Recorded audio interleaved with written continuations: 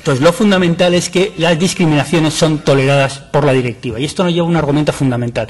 En el caso de que comparar una oferta exenta con IVA con una oferta sujeta al IVA pudiera ser comparable, que es una cosa que es más que dudosa, y pasáramos al segundo eslabón del principio de igualdad, habría una justificación razonable, y es que están discriminadas porque la legislación permite que operen, por así decirlo, en mejores condiciones de competencia. Es decir, hay una justificación razonable para que se pueda discriminar a una entidad sin ánimo de lucro, ¿no? Pero para mí, lo fundamental es que todos los informes de las juntas consultivas parten, o yo creo que parten de un error, y es que creen que comparar una oferta con IVA y una oferta sin IVA es, por así decirlo, algo homogéneo o algo que es comparable, ¿no? Entonces, si yo comparo antes del IVA, siempre estoy comparando algo no homogéneo, ya que la oferta exenta incorpora en el precio el IVA soportado y la otra no. Y si comparo después, comparo situaciones no homogéneas, porque en un caso está exenta de IVA y la otra está gravada. Dicho de otra manera, yo no creo que sea posible hacer dictámenes de las juntas consultivas aludiendo a una vulneración del principio de igualdad cuando las situaciones no son comparables. No se puede comparar una oferta exenta de IVA y otra gravada de IVA, porque son comparar churras con merinas. No tiene nada que ver. En un caso se incorpora el IVA con costes y en otro caso se incorpora el IVA repercutido. Para compararlas tendríamos que quitar el IVA del ciclo productivo de las entidades exentas. Y decir, comparo el coste de las entidades exentas sin IVA y el coste de las entidades gravadas sin IVA. Y eso, a mi juicio, tampoco es posible. Pero es que sobre todo creo que el punto de comparación tiene que estar siempre en la otra parte, es decir, es en el poder adjudicador. Y hay una serie de principios en la Ley de Contrato del Sector Público, en la Constitución Española, la Ley General Presupuestaria, que son principios absolutamente claves y absolutamente basilares en el sistema, que son los principios de eficacia, de eficiencia y el principio de estabilidad presupuestaria, que han sido reconocidos incluso por el Tribunal Superior de Justicia de las Comunidades Europeas, que ha comentado que a la hora de seleccionar ofertas y la oferta económica más ventajosa siempre tiene que ser la oferta que respete más los créditos de carácter presupuestario. Y desde luego la solución, a mi juicio, que tiene que ser en cualquier caso, es que hay que coger siempre la oferta más barata para el poder adjudicador. Si el poder adjudicador es una entidad que no se puede deducir el IVA, la oferta más barata va a ser la exenta. Si el adjudicador es una entidad que se puede deducir el IVA, porque ustedes están pensando en administraciones, pero en el actual acervo de entidades que aplica la ley de contratos de una manera directa e indirecta están las fundaciones, están las sociedades, las fundaciones públicas, sociedades mercantiles, otro tipo de entidades que operan en el mercado y se deducen los IVA.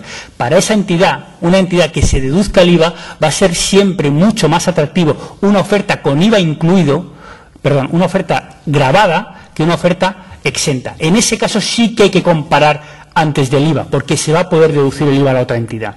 Entonces, la clave no está en el oferente y en comparar dos ofertas, una gravada y otra exenta. La clave está fundamentalmente en el que soporta el IVA. El que soporta el IVA tendrá que decir cuál es la oferta que para él es más barata. Y en función de su régimen de deducción de IVA, elegirá una o elegirá otra, ¿no?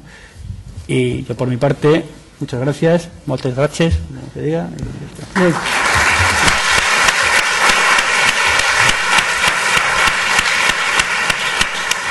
Muchas gracias, Alejandro, por la contundente y clara presentación. Y ahora Josep María Coronas, doncs endavant. Molt bon dia y muchas gracias. Y sobre todo, gracias, Alejandro, por el placer de escucharte. La verdad es que para mí es un honor estar aquí. Yo venía muy asustado, pensaba que esto no interesaba a nadie.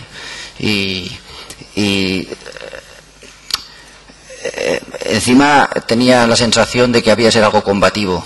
Y ahora resulta que estoy completamente de acuerdo con lo que he escuchado y con lo que ya había leído previamente de las obras de Alejandro Blázquez. De modo que para mí es un placer adicional. Digo que ustedes tienen mucho mérito, no solamente por la paciencia de aguantarme a mí, porque para eso escucharle ha sido un placer, sino sobre todo porque siempre he pensado que el IVA era un impuesto muy conflictivo y de hecho es una fuente de inseguridades, conflictos y problemas permanente. Pero claro, si uno une el IVA a la contratación pública, entonces el asunto ya es una mezcla extraordinariamente complicada.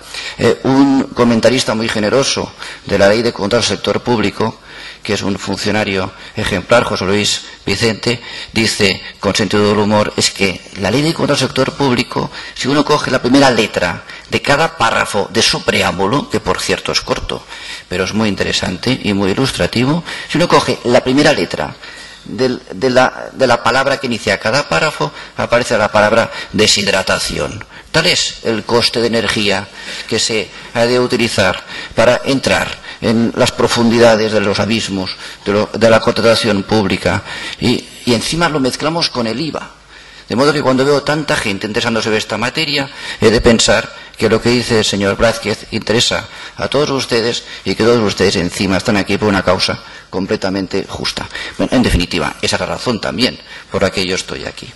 De modo que difícilmente puedo añadir nada más, pero algunos ejemplos o matizaciones quizá los hemos de tener claros, porque es comprensible que pueda haber confusión en materias de las que la gente, también los funcionarios, tendemos a huir. Uno tiene una natural aversión hacia problemas complicados y parece que al final mejor que no resolvan los problemas los tribunales, los cuales también reiteran la aversión hacia los problemas complicados. Y al final hemos de ser todos nosotros los que consensuemos una opinión justa y que sea procedente jurídicamente. Primero examinemos un poco el IVA, porque en definitiva el IVA es un impuesto de repercusión obligatoria.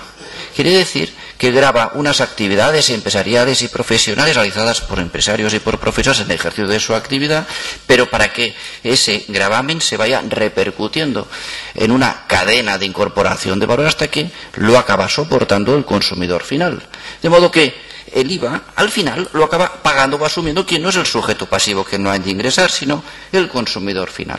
Eso quiere decir que en el IVA se produce una traslación de la carga económica total, de modo que cuando se produce una exención, esa exención no beneficia al sujeto pasivo, beneficia a aquel al que está destinado el servicio o la entrega del bien. Cuando la ley del IVA, por consiguiente, establece exenciones objetivas o subjetivas en relación a servicios sociales, a servicios educativos, a servicios culturales, lo que está intentando, como muy bien dice el profesor Blázquez, es abaratar el coste que tiene para los destinatarios de estos servicios a los que la exención va destinada. No va destinada al sujeto pasivo.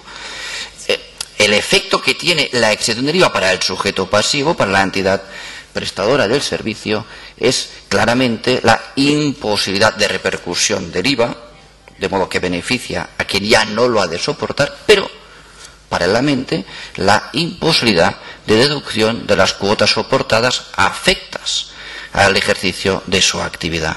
De modo que es cierto que la exención del IVA ha de producir necesariamente que el IVA soportado por la entidad exenta constituya un coste para ella. Es un coste para ella, pero la ley del IVA dice es un coste necesario porque hemos de beneficiar a la colectividad indeterminada de personas a las que va destinada la exención.